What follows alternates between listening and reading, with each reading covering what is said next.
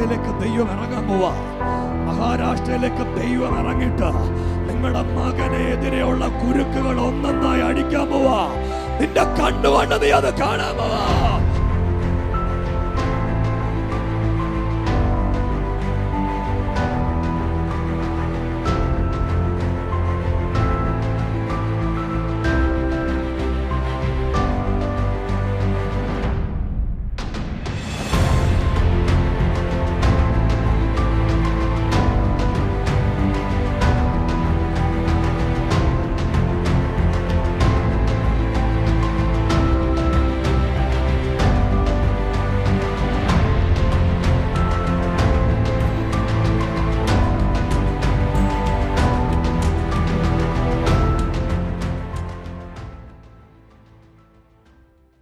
കാലങ്ങൾ മാറിപ്പോയാ പേടിക്കരുത്. സമയം വരുന്നുണ്ട്.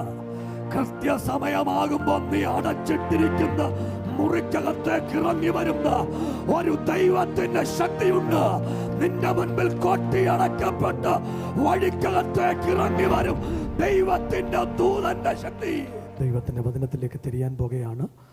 ലൂക്കോസിന്റെ സുവിശേഷം 1-ാം അധ്യായത്തിന്റെ 20-ാമത്തെ വാക്യം നമ്മുടെ ചിന്തയ്ക്ക് ആധാരമായി നമ്മൾ വായിക്കാൻ പോകുകയാണ്. ലൂക്കോസിന്റെ സുവിശേഷം 1-ാം അധ്യായത്തിന്റെ 20-ാമത്തെ വാക്യം. പുതിയ നിയമത്തിൽ 60-ാമത്തെ പേജ് നമ്പർ. ലൂക്കോസിന്റെ സുവിശേഷം 1-ാം അധ്യായത്തിന്റെ 20-ാമത്തെ വാക്യം.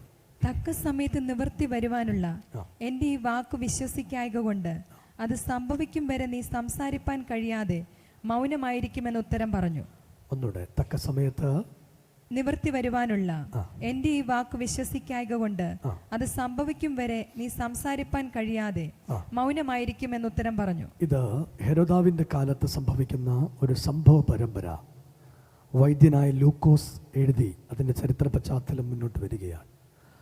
അബിയാഥാർ കൂറിൻ പ്രകാരം സക്രിയാവ് എന്ന് പറയുന്ന മഹാപുരോഹിതൻ പൗരോഹിത്യ വൃത്തിയുടെ ഏറ്റവും അവസാനത്തെ കണ്ണിയായി മാറ്റപ്പെടുന്ന സക്രിയ പുരോഹിതൻ വർഷങ്ങളായിട്ട് പള്ളിക്കകത്ത് കയറി വന്ന ആലയത്തിൽ ധൂപം കാട്ടുന്ന മനുഷ്യൻ, ദൈവത്തിൻ്റെ സാന്നിധ്യം അറിഞ്ഞവൻ, ദൈവത്തിൻ്റെ വസ്ത്രമണിഞ്ഞവൻ, പഴയ നിയമത്തിൻ്റെ ഏറ്റവും അധ്യക്ഷ കൂടി ഇറങ്ങി നിൽക്കുന്ന ദൈവത്തിൻ്റെ സാന്നിധ്യം കണ്ണുകൊണ്ട് കണ്ട മനുഷ്യൻ, ആ മനുഷ്യൻ ഒരിക്കൽ ആലയത്തിനകത്ത് കയറി നിൽക്കുമ്പോൾ ഒരിക്കലും സംഭവിക്കാത്തതുപോലെ താൻ കാണുകയാണ് ദൈവത്തിൻ്റെ ദൂതൻ പള്ളിക്കകത്ത് ഇറങ്ങി നിന്നു.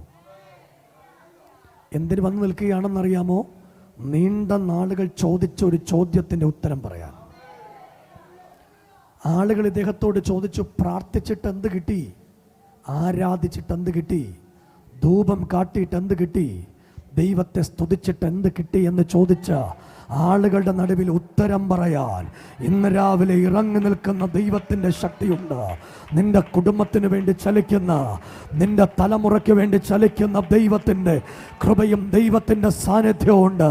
ഇന്ന് രാവിലെ കരമടിക്കാൻ പറ്റുന്ന ദൈവത്തിൻ്റെ മക്കൾ കരമടിച്ച് ദൈവത്തിന് ആമീൻ പറഞ്ഞ്, പരിശുദ്ധാത്മാവാം ദൈവം എന്നോട് പറയുക, നീ ചോദിച്ച് തളർന്നുപോയ വിഷയത്തിൽ ഇന്ന് രാവിലെ നിന്റെ കണ്ണുദൃഷ്ടി കൊണ്ട് കാണത്തക്ക പോലെ ദൈവം നിനക്ക് ഉത്തരം തരാൻ പോകുകയാ. അകത്തുറപ്പുള്ള ദൈവമക്കള് സ്തോത്രം പറഞ്ഞു. നിന്റെ കുടുംബത്തിനകത്ത് ഉത്തരം വരാൻ തുടങ്ങുക. ആളുകളെ കാണത്തക്ക പോലെ നിന്റെ മേൽ ദൈവത്തിന്റെ ഉത്തരം ഇന്ന് രാവിലെ ചലിക്കാൻ പോകുകയാ. ഇന്ന് രാവിലെ നമ്മൾ ചിന്തിക്കാൻ പോകുന്ന വാക്യത്തിന്റെ തലക്കെട്ടിങ്ങനെയാണ്: ദൈവത്തിന്റെ വാക്ക് തക്ക സമയത്ത് നിറവേറും. രാമീൻ പറഞ്ഞു. കാലങ്ങൾ മാറിപ്പോയാ പേടിക്കരുത്. സമയം വരുന്നുണ്ട്. കൃത്യസമയമാകുമ്പോൾ നീ അടച്ചിട്ടിരിക്കുന്ന മുറിക്കകത്തേക്ക് ഇറങ്ങി വരുന്ന ഒരു ദൈവത്തിന്റെ ശക്തിയുണ്ട്. നിന്റെ മുൻപിൽ കൊട്ടിയടക്കപ്പെട്ട വഴിക്കകത്തേക്ക് ഇറങ്ങി വരും ദൈവത്തിന്റെ ദൂതന്റെ ശക്തി. നിങ്ങൾ കേൾക്കണ്ടേ? ഈ മനുഷ്യനിരിക്കുന്ന സ്ഥലം ഏതാണെന്നറിയണ്ടേ? അതിപരിശുദ്ധ സ്ഥലമാണ്. അവിടേക്ക് മനുഷ്യന് കയറി ചെല്ലാൻ പറ്റില്ല, പുരോഹിതന് കയറി ചെല്ലാൻ പറ്റില്ല, ഒരു മനുഷ്യനും അതിനകത്ത് കടക്കാൻ പറ്റില്ല. ഈ ഒരു മനുഷ്യനും അതിപരിശുദ്ധ സ്ഥലത്ത് കടക്കാൻ പറ്റില്ല. ഇല്ല. പ്രാകാരം കടന്ന്, വിശുദ്ധ സ്ഥലം കടന്ന്, അതിപരിശുദ്ധ സ്ഥലത്ത് നിങ്ങൾ കേൾക്കണം, പ്രാകാരത്തിൽ ജനത്തെ അഭിവാദ്യം ചെയ്ത് യാഗവും യാഗാർപ്പണവും അർപ്പണവും തർപ്പണവും എല്ലാം കഴിഞ്ഞ് പുരോഹിതൻ കരം കഴുകി കൃപാസനത്തിന് നേരെ നോക്കി അദ്ദേഹം രക്തം നീരാജനം ചെയ്യും. എന്താണെന്നറിയാമോ? കൃപാസനത്തിന്റെ മുകളിൽ തന്റെ മുഖം ചെന്നു വീണാൽ ഒരിക്കലും മുഖപക്ഷമില്ലാത്ത ദൈവം തന്നെ അവിടുന്ന് കൊന്നുകളയും. അതിനു വേണ്ടിയാണ് രക്തം തളിച്ചകത്തേക്ക് കയറുന്നത്. ഒരു കാര്യം കേട്ടോണം, നിനക്ക് വേണ്ടി പക്ഷപാതം ചെയ്യുന്ന ഒരു കർത്താവ് ഉയരത്തിലുണ്ട്. അവൻ നിന്റെ മുഖമല്ലവൻ കാണുന്നത്, സ്വന്തം പുത്രന്റെ മുഖത്തെ നിനക്ക് വേണ്ടി നൽകി തന്ന് അവന്റെ രക്തം നിനക്ക് വേണ്ടി ചീന്തി തന്ന് അവന്റെ പുത്രനായ യേശുവിന്റെ രക്തത്താൽ. പ്രിയരെ, ഇന്ന് രാവിലെ ഞാൻ പ്രാർത്ഥിക്കുമ്പോ ദൈവം എന്നോട് പറഞ്ഞു, ഇന്ന് രാവിലെ നിന്റെ പ്രാർത്ഥനയ്ക്ക് മറുപടി വരും. നിന്റെ സ്ഥലത്തേക്ക് മറുപടി ഇറങ്ങി വരാൻ പോകുകയാ. അടച്ചിട്ട സ്ഥലത്തേക്ക് മറുപടി ഇറങ്ങി വരും. ഇനി ഒരിക്കലും കടക്കരുതെന്ന് പിശാച് പറഞ്ഞ അതേ സ്ഥലത്തേക്ക് നിന്റെ കുടുംബത്തിന് വേണ്ടിയുള്ള ദൈവത്തിന്റെ മറുപടികൾ എത്തുന്ന രാവിലെയാണ്. ആളുകളെ ചോദിച്ചില്ലയോ മറുപടി എന്തിയെന്ന്? ആളുകളെ ചോദിച്ചില്ലയോ നടക്കത്തില്ലയോ എന്ന്? ഇന്ന് രാവിലെ തമ്പുരാൻ ഉത്തരം പറയുക. ഈ അടച്ചിട്ട സ്ഥലത്തേക്ക് നിനക്ക് വേണ്ടിയുള്ള ഉത്തരം ഇറങ്ങി വരും. കയ്യൊന്നു ഉയർത്തി ഒരു ആമീൻ പറഞ്ഞേ. ഇന്ന് രാവിലെ പരിശുദ്ധാത്മാവിനോട് പറയുക, പ്രാർത്ഥിച്ച് തഴമ്പിച്ചു പോയ വിഷയത്തിന് ഇന്ന് രാവിലെ മറുപടി വരാൻ പോവാ. ഈ രാവിലെ മറുപടി എത്താൻ പോകുക. നിന്റെ കൈ കൊണ്ട് നീ മറുപടി വാങ്ങാൻ പോകുക. നിന്റെ കണ്ണുകൊണ്ട് ആ മറുപടി നീ കാണാൻ പോകുക. മനുഷ്യർക്ക് അസാധ്യമായത് ദൈവം തരും. മനുഷ്യർക്ക് ചെയ്യാൻ പറ്റാത്തത് രാവിലെ ദൈവം ചെയ്യും. മനുഷ്യർക്ക് ഇറങ്ങാൻ പറ്റാത്ത സ്ഥലത്ത് ദൈവം ഇറങ്ങി വരും. മനുഷ്യർക്ക് ചലിക്കാൻ പറ്റാത്ത സ്ഥലത്ത് ദൈവം ചലിക്കും. നിങ്ങൾക്കറിയാമോ, എംബസി മനുഷ്യൻ ഇറങ്ങാൻ പറ്റില്ല. നിന്റെ വിഷയത്തിൽ എംബസി ദൈവം ഇറങ്ങും. വിസ അടിക്കുന്ന സ്ഥലത്ത് നിനക്ക് ചെല്ലാൻ പറ്റില്ല, പക്ഷേ വിസ അടിക്കുന്ന സ്ഥലത്ത് ചെല്ലാൻ എന്റെ ദൈവത്തിന് സാധ്യമാണ്. ഒരിക്കലും പ്രതീക്ഷിക്കാത്ത സ്ഥലത്തേക്ക് എന്റെ ദൈവം ഇറങ്ങി വരുന്ന രാവിലെയാണ്.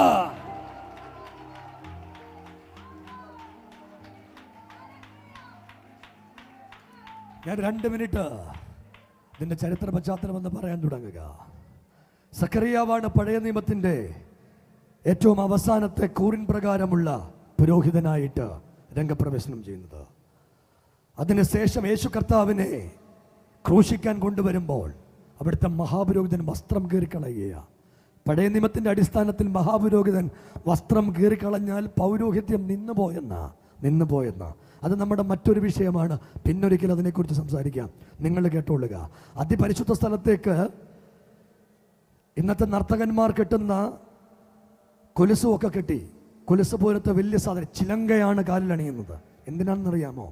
ചിലങ്കയുടെ ശബ്ദം നിലച്ചാൽ പുരോഹിതൻ മരിച്ചെന്നാണ്. ഈ കയറുന്ന പുരോഹിതന് പാപം ഉണ്ടെങ്കിൽ മരിച്ചു വീഴും. ഒരാമീൻ പറഞ്ഞില്ല. നിൽക്കുന്ന സ്ഥലം അതിപരിശുദ്ധ സ്ഥല. കേൾക്കുന്നുണ്ടോ? ഇത് കുഞ്ഞു കളിക്കാൻ പറ്റിയ സ്ഥലം അല്ല. പഴയ നിയമത്തിലും പുതിയ നിയമത്തിലും കുഞ്ഞു കളിക്കാൻ പറ്റുന്ന സ്ഥലം അല്ല. ഒന്ന് കൈപൊക്കി ഒരു ആമീൻ പറഞ്ഞേര്. നിനക്കത് മനസ്സിലാകാഞ്ഞിട്ടാ. ഇന്നലെ വൈകിട്ട് എന്നെ ഒരു മനുഷ്യൻ വിളിച്ചു കേട്ടോ. അപ്പൊ ആദ്യം ഇദ്ദേഹം പറയുന്നൊന്നും എനിക്ക് മനസ്സിലാവുന്നില്ല. കരച്ചിൽ മാത്രമേ കേൾക്കുള്ളൂ. ഞാൻ ചോദിച്ചു, ബ്രദറെ എനിക്ക് പറഞ്ഞൊന്നും മനസ്സിലായില്ല, ഒരു കരച്ചിലൊക്കെ നിർത്തിയിട്ട് കാര്യം പറഞ്ഞേ. അപ്പം എന്നോട് പറഞ്ഞു, ഇനി ഞാൻ മാത്രമേ ഉള്ളൂ കേട്ടോ, ഞാൻ മരിക്കാൻ പോവാ. ഞാൻ ചോദിച്ചു, എന്തിനാ മരിക്കുന്നേ? അതെനിക്ക് ആരുമില്ല. ഞാൻ ചോദിച്ചു, ഭാര്യ എന്തേ? ഭാര്യ ആത്മഹത്യ ചെയ്തു. പിള്ളേരോ ഒക്കെ മരിച്ചു. അവൾ പോയപ്പം പിള്ളേരെ എല്ലാം കൂടെ കൊണ്ടുപോയേ. സ്വത്തൊക്കെ ഇഷ്ടം പോലെ ഉണ്ടായിരുന്നു.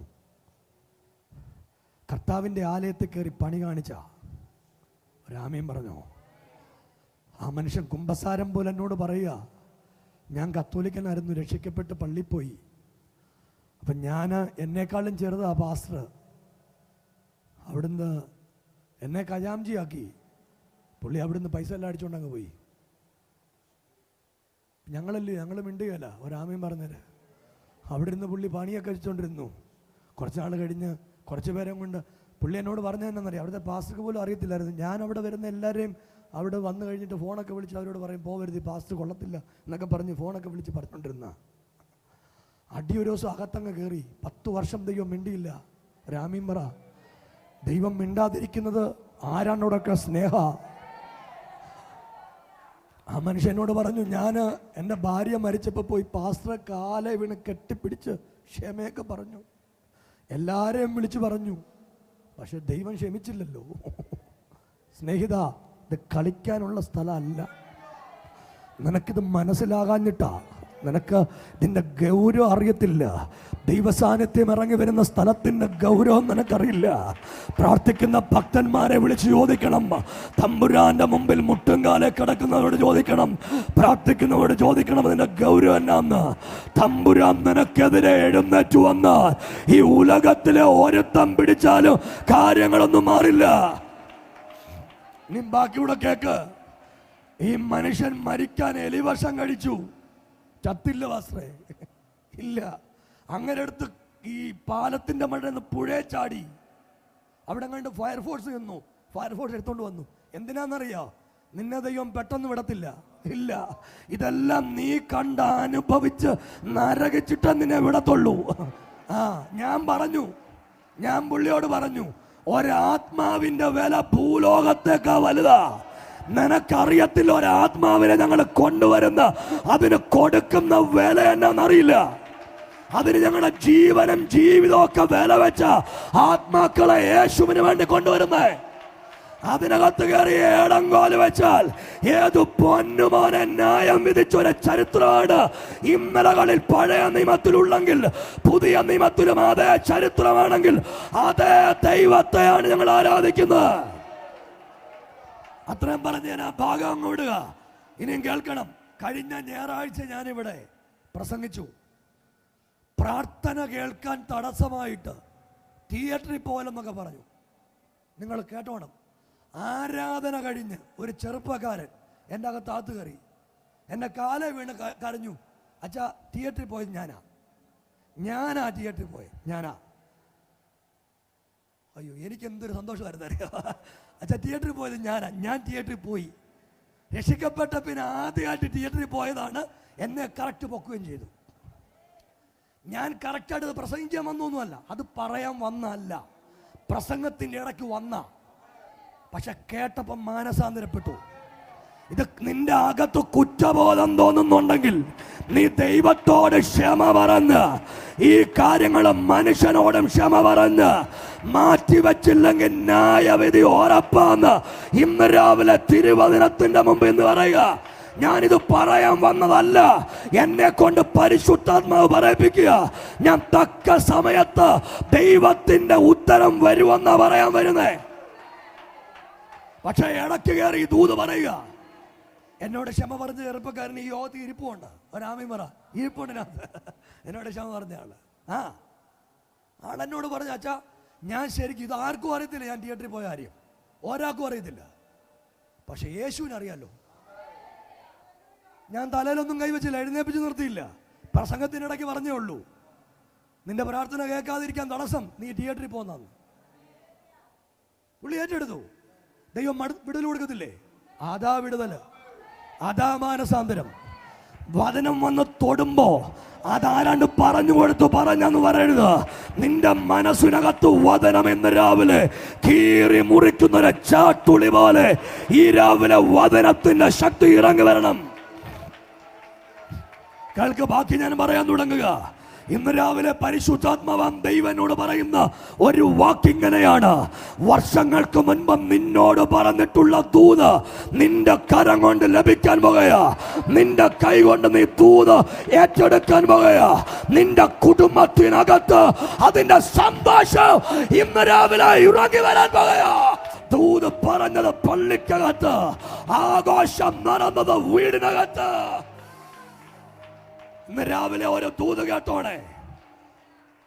പള്ളിക്കകത്തു ദൂതൻ ഇറങ്ങിയാൽ വീട്ടിൽ സന്തോഷം വരും.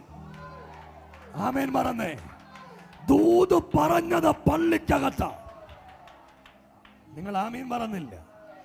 ദൂത് പറഞ്ഞത് പള്ളിക്കകത്ത.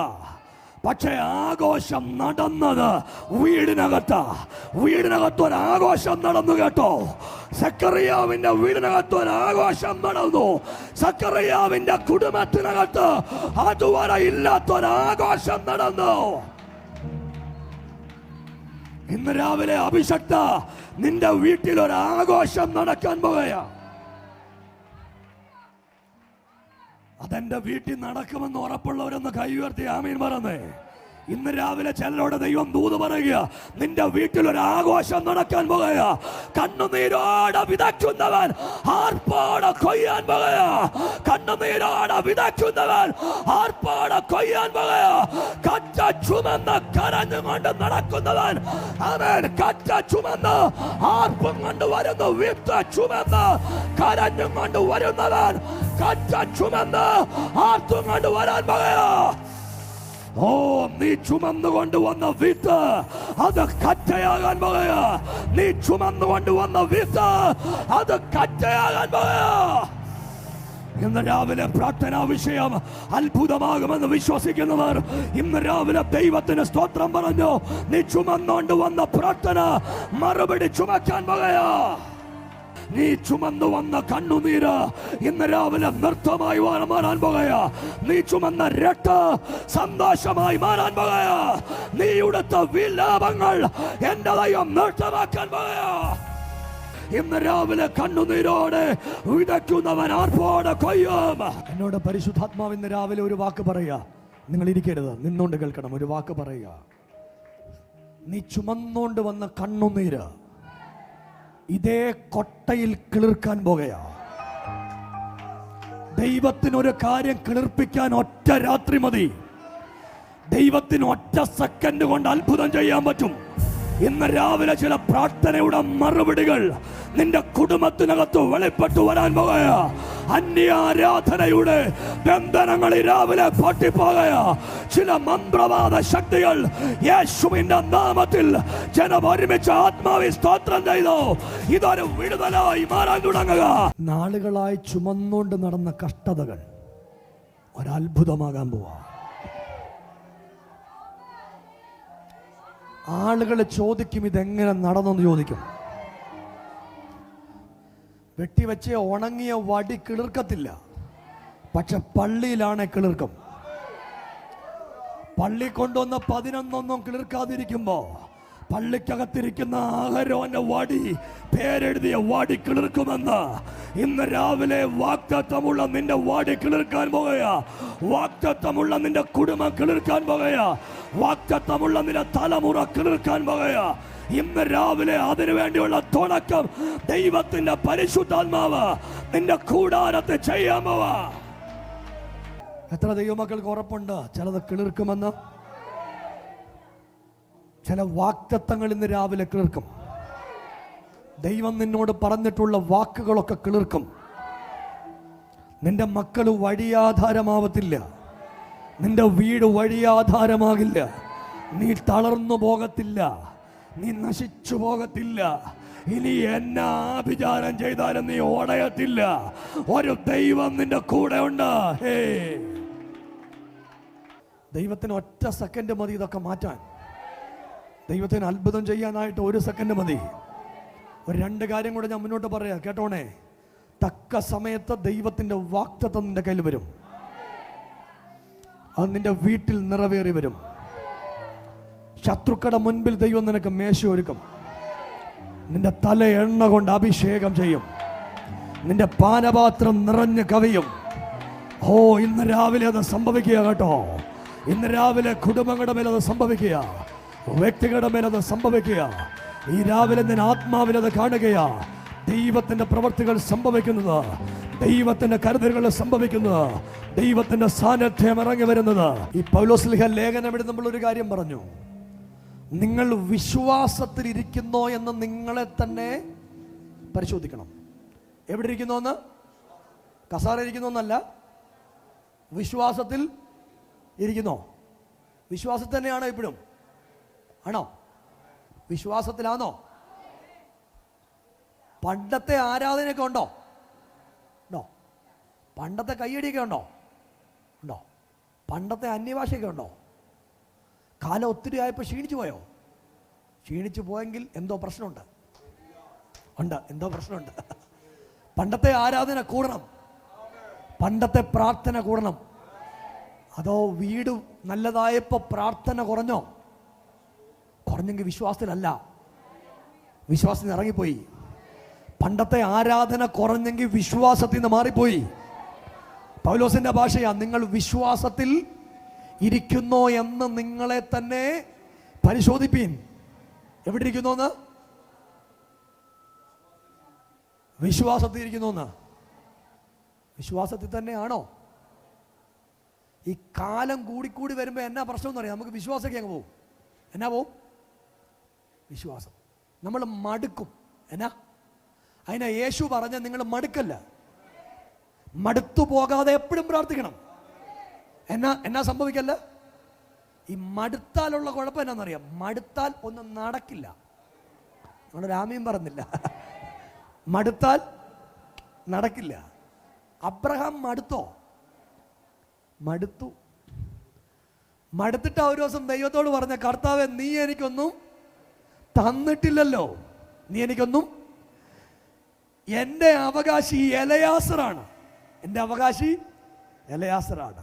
അന്ന് രാത്രി കണ്ണടച്ചുറങ്ങുമ്പോൾ ദൈവം തട്ടി വിളിച്ചിട്ട് പറഞ്ഞു, എടാ 24 വർഷം മുമ്പ് നിന്നെ വിളിച്ചിറക്കില്ലേ വിഗ്രഹങ്ങളെ ഉണ്ടാക്കിയ വീട്ടിൽ നിന്ന്? അതേ ദൈവം തന്നെയാ ഞാൻ. എനിക്കൊരു മാറ്റവും ഉണ്ടായിട്ടില്ല. ഞാൻ അൺചേഞ്ചിങ് ആയിട്ടുള്ള ദൈവമാണ്, ഒരു മാറ്റവും ഇല്ലാത്ത ദൈവമാണ് ഞാൻ. എനിക്കൊരു മാറ്റവും ഇതുവരെ വന്നിട്ടില്ല. നമ്മുടെ ദൈവത്തിന് മാറ്റം ഉണ്ടോ? ഇന്ന് രാവിലെ നിങ്ങളുടെ വിഷയത്തിന് വേണ്ടി പ്രവർത്തിക്കുവോ? അങ്ങനെ വിശ്വാസമുള്ളവരെന്ന് കൈപൊക്കി കാണിച്ചേ. ഒരു ദൂത് കേട്ടോണം. നിന്റെ ദൂത് ഇറങ്ങി വരുമ്പോൾ നിനക്കെതിരെ ധൂപം കാട്ടുന്നവൻ പറഞ്ഞാലും ധൂപൻ കാത്തുന്നവന്റെ വായടച്ച് ദൈവം നിനക്ക് മറുപടി തരും. ചിലർക്ക് മനസ്സിലായി ഞാൻ പറഞ്ഞ എന്നാന്ന്. ധൂപം കാട്ടുന്നവന്റെ വായ സിപ്പിട്ട് എന്റെ ദൈവം നിനക്ക് മറുപടി തരും. ചിലർക്ക് ഞാൻ പറഞ്ഞ ഈ വാചകം മനസ്സിലായിട്ടുണ്ട്. സ്വർഗത്തിൽ നിന്ന് നിന്നോട് ദൂത് വന്നപ്പോ അതിനെ തടയുന്ന ചില മാനുഷിക ശക്തികളുണ്ട്. എന്നോട് പരിശുദ്ധാത്മാവ് പറയുന്നത് എന്നാന്നറിയാമോ? നിന്റെ വിടുതൽ വന്നതാ. ഒരിക്കലും പ്രതീക്ഷിക്കാത്ത സ്ഥലത്ത് നിന്റെ വിടുതൽ എത്തിയതാ. പക്ഷെ വാദിക്കുന്ന ധൂപം കാട്ടുന്ന ശക്തികളുണ്ട്. എന്നാ അത് പറഞ്ഞെന്നറിയാമോ? നടക്കത്തില്ലെന്നാ പറഞ്ഞേ. എന്നാ പറഞ്ഞേ? പ്രായമാന്നാ പറഞ്ഞേ, വാർദ്ധക്യമാന്നാ പറഞ്ഞേ. പക്ഷെ കർത്താവിന് പറയാനുണ്ട്, ഇതൊന്നും ദൈവത്തിന് വിഷയമല്ല. തമ്പുരാൻ പറഞ്ഞു, സക്കറിയാവേ, ഞാൻ ദൈവത്തിന്റെ അടുക്കൽ നിൽക്കുന്ന ദൂതനാകുന്നു.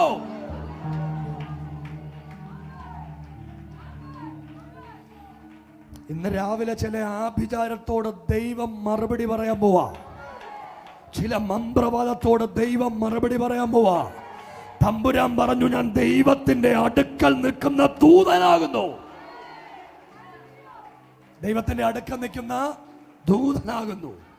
എന്തോ പറഞ്ഞെന്നറിയാമോ? നിന്റെ കളിയൊന്നും എന്റെ അടുത്ത് ചെലവാവത്തില്ലെന്നാ പറഞ്ഞേ. ഒരാമീൻ പറ. ഇന്ന് രാവിലെ നെഗറ്റീവ് വാക്കുകളോട് ആത്മാവ് ഞാൻ പറയുക, ഇറങ്ങി വന്ന ദൈവത്തിന്റെ ശക്തിയോട് ഇതൊന്നും ചെലവാകില്ല. അങ്ങനെ തമ്പുരാൻ പറഞ്ഞേ. ദൂതൻ പറഞ്ഞു, ഇതൊന്നും ചെലവാവില്ല കേട്ടോ. നീ പറഞ്ഞു ഒന്നും ഇവിടെ ചെലവാവില്ല. നിന്റെ വീട്ടിൽ ഇതൊന്നും ചെലവാവത്തില്ല. നിന്റെ മക്കളുടെ മേൽ ഇതൊന്നും ചെലവാകില്ല. നിന്റെ കുടുംബത്തിൽ ഇതൊന്നും ചെലവാകത്തില്ല. നിന്റെ സഹോദരങ്ങൾക്കിടയിൽ ഇത് ചെലവാകത്തില്ല. ഇപ്പൊ ദൂതൻ പറഞ്ഞ്, ഞാൻ എന്തായാലും വന്നതല്ലേ, അതുകൊണ്ട് ഒരു കാര്യം പറയാൻ പോവാ. ഞാൻ വന്ന കാര്യം നടക്കും. നടക്കുന്നിടം വരെ നീ മിണ്ടത്തില്ല. രാമീൻ പറ. ഞാൻ വന്ന കാര്യം നടക്കും. ഞാൻ ഈ നടക്കുന്നിടം വരെ നീ മിണ്ടുകല. നിന്റെ വാ ഞാൻ പൂട്ടി താക്കോലും കൊണ്ട് പോവാ. രാമീൻ പറ. നിനക്കെതിരെ നെഗറ്റീവ് പറഞ്ഞ ചിലതിനെ പൂട്ടി താക്കോല് കൊണ്ട് ദൈവം പൊക്കോളും.